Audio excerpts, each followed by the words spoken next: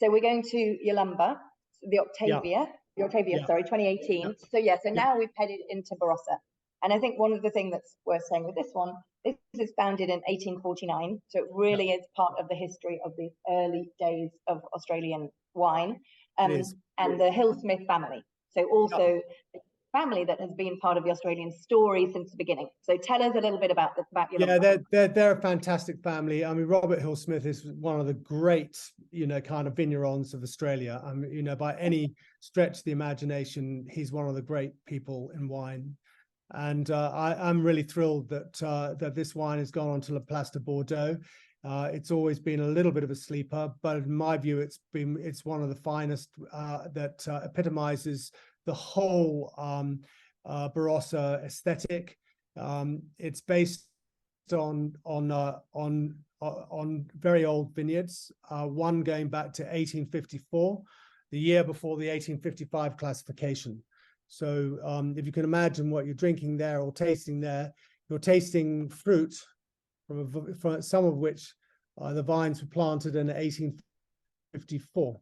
This is actually something, I'm just going to pause for a minute to say, it's worth saying that doesn't mean that just the vineyard was started in 1854, but that there are still some surviving vines from that time. Well, yeah. Which is a different thing from many vineyards in Bordeaux may well have been planted originally in the 1700s or the 1800s, but there aren't any vines that still exist from that time. Whereas here you have that incredible longevity within the vines themselves.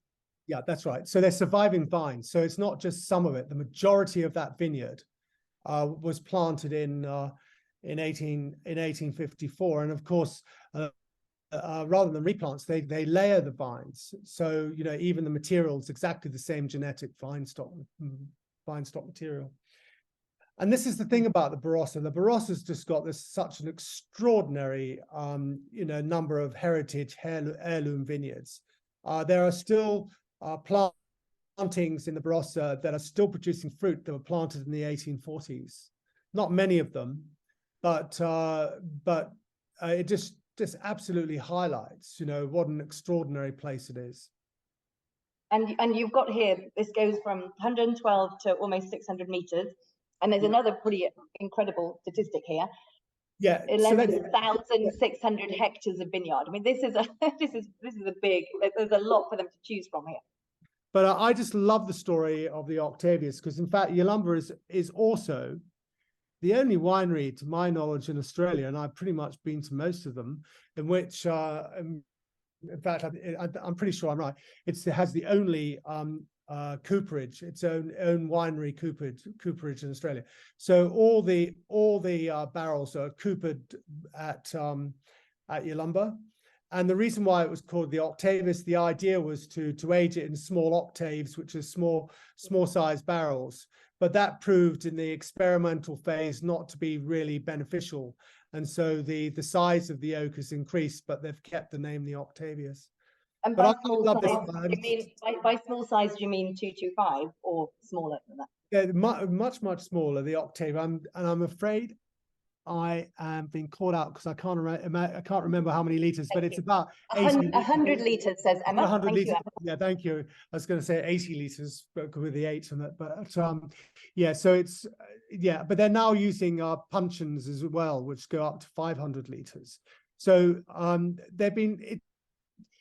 For like with many kind of wines in Australia, it starts off as an experimental wine, which is what happened with Penfolds Grange. It takes about 10 years to actually find your way.